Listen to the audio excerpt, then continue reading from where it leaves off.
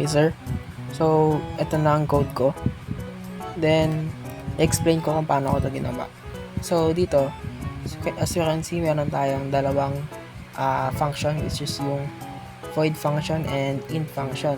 Dito naman sa void. So, void, print stars. Then, si stars. Ito si stars. Then, gumamit ako ng for loop para makapag-print tayo ng isang line na stars. Then, si out end line. Ito yung void function natin.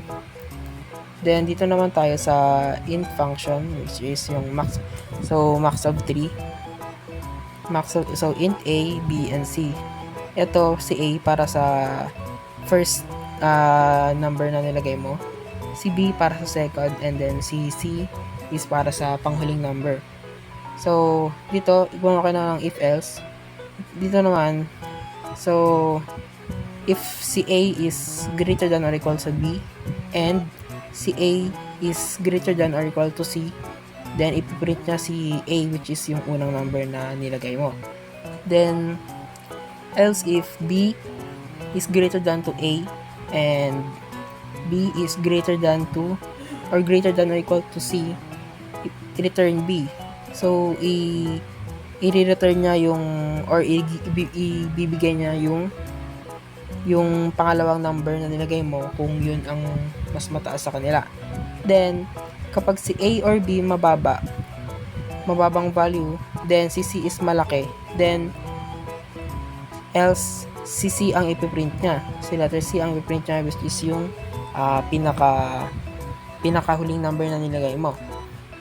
Then, dito naman tayo sa main function, which is yung body niya.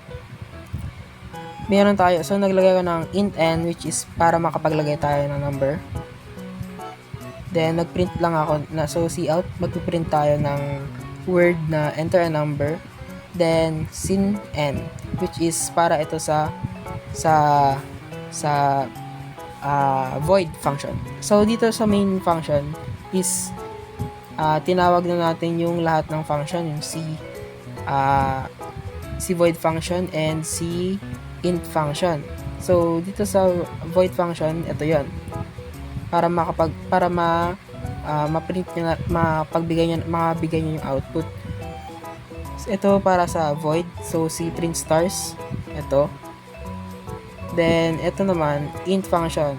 Gumamit ako ng x, y, z na value, then cout, nagprint tayo ng word na enter 3 numbers, ito.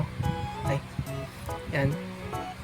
Then, sin, so maglalagay tayo ng tatlo, so which is si x, y, z, yung number na tatlo, yung which is magsisilbi sila na si first number, second number, and third number. Si yan.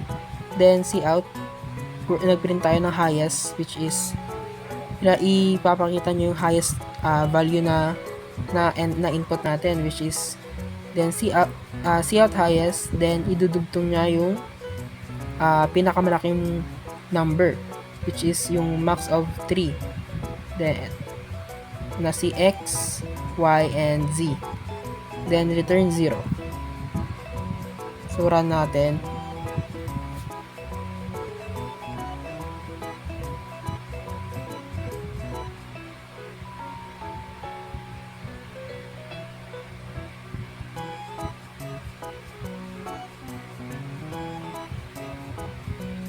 Then na-enter na number.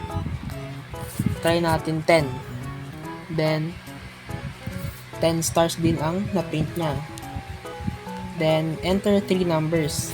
Lagay daw tayo ng 3 numbers, which is yung x, y, and z. So for the x or sa a, maglagay tayo ng 200. Then para naman sa second number, meron tayong 500. Then sa pinaka-last, meron tayong 1,000. Ito yung x, y, and z, or si a, b, and c. Yan. Na-identify niya na si C or si C ang pinaka-highest, which si C or si Z ang pinaka-highest, which is yung last number na in-input natin.